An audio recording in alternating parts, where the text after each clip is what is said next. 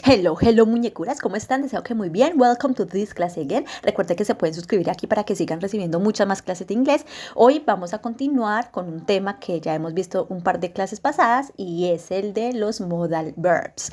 Claro que sí, muñecuras, pero en este caso vamos a seguir enfocados en esos modal verbs de probabilidad. La clase pasada estuvimos viendo estos modal verbs de probabilidad, pero hoy nos vamos a enfocar en 4 de ellos en específico, mirando sus diferencias. Entonces, vamos aquí a repasar cuáles fueron esos modal verbs que vimos la clase pasada de probabilidad. Y estos fueron el must, el should, el can, could, may, might.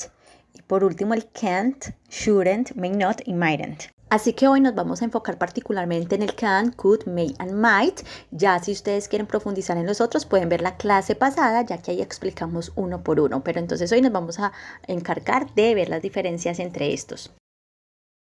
Entonces, estos verbos modales de probabilidad los usamos para hablar como de aquellas cosas que nosotros creemos que son posibles, ya sea en presente o en futuro. Entonces estos 4 los podemos usar para hablar de esas probabilidades, ya sea en presente o futuro. Ahora, estas probabilidades pueden ser de tipo general o de tipo específico, es decir, hay 2 clases de probabilidades, por así decirlo, cuando hablamos de probabilidades generales y de probabilidades específicas. Entonces, ¿cuáles son esas probabilidades generales? Sencillito, muñecuras. Cuando hablamos de probabilidades que generalmente pasan e involucran a varias personas o varios lugares muchas veces. Y hablamos de probabilidades en el sentido específico cuando estas probabilidades se dan como en un contexto en particular, en una situación en particular en el que se involucran personas específicas o lugares específicos y que no se dan de forma general o habitual, por así decirlo. Así que el modal verb que usamos para hablar de esas probabilidades generales es el can.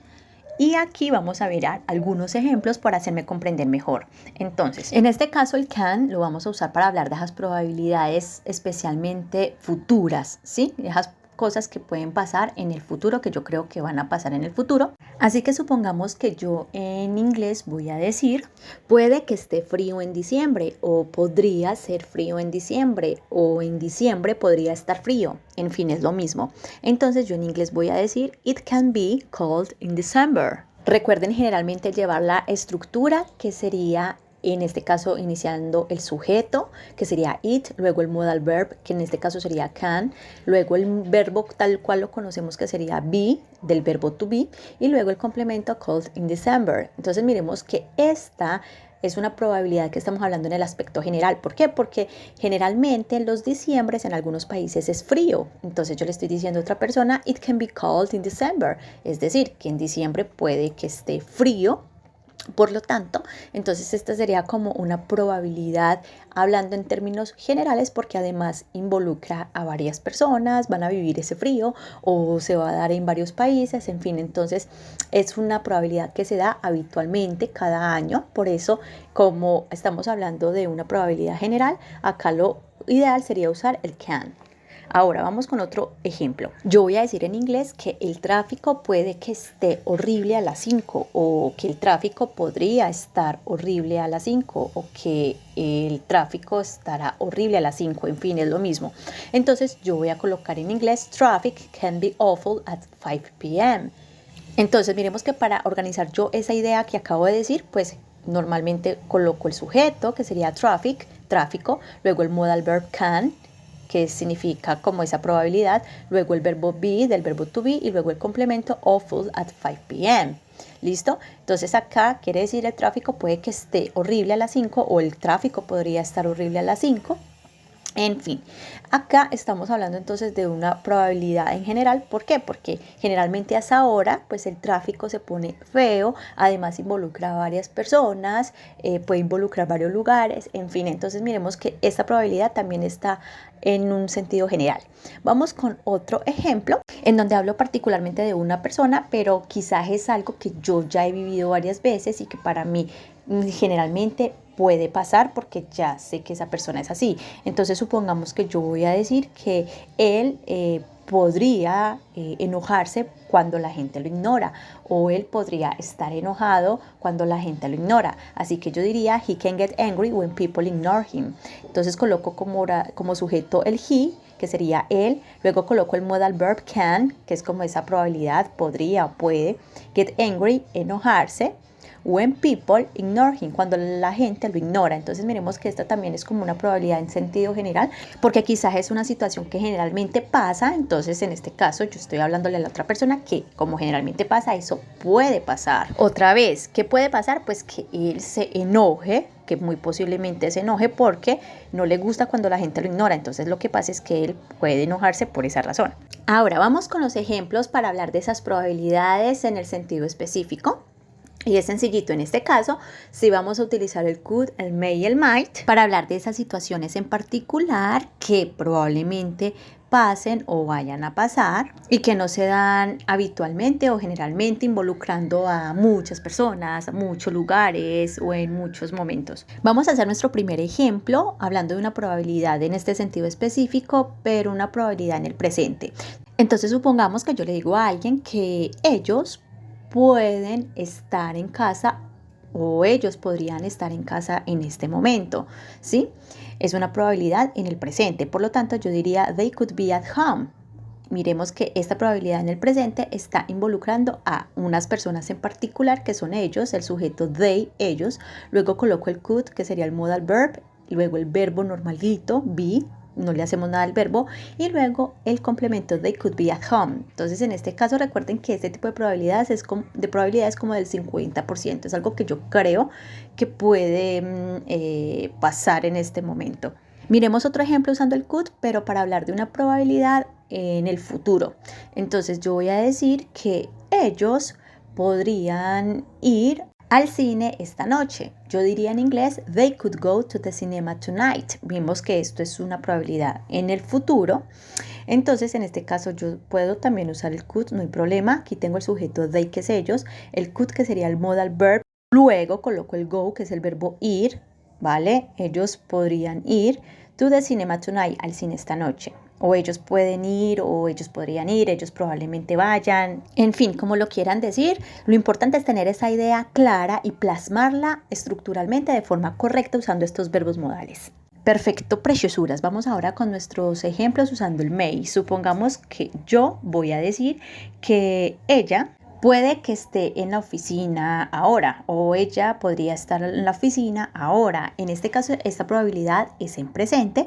Vemos que tenemos el sujeto she, luego tengo el modal verb may, luego coloco el verbo be, que es del verbo to be, y luego el complemento in the office. Entonces miremos que ustedes aquí pueden usar el may o también el could o el might, porque estos tres ustedes lo pueden usar de manera intercambiable. No altera el significado porque significa lo mismo.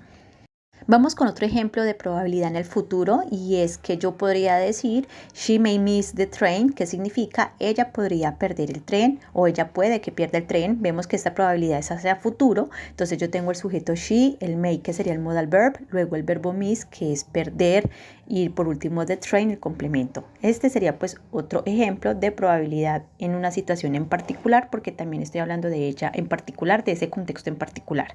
Vamos por último con el might. Por ejemplo, si yo digo que Samuel puede que esté enfermo o Samuel podría estar enfermo, estoy hablando de una probabilidad en el presente, yo diría Samuel might be sick.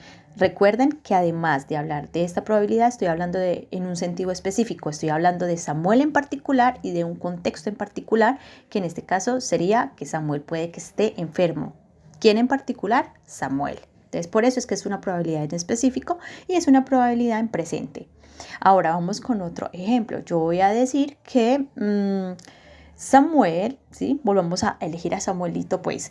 Samuel might be there tomorrow. Esta es otra probabilidad en particular, pero hacia futuro. Miremos que estoy diciendo que Samuel podría estar allí mañana. Samuel might be. Miremos que después del might, que es el modal verb, coloco el verbo be. Luego el complemento there tomorrow. Entonces este último ejemplo también estoy hablando de una probabilidad hacia futuro, pero también en un contexto específico porque estoy hablando de Samuel en específico. Ahora, muñecuras, ustedes se preguntarán, listo, estas serían las formas como afirmativas, pero ¿cómo serían esas formas negativas? Sencillito.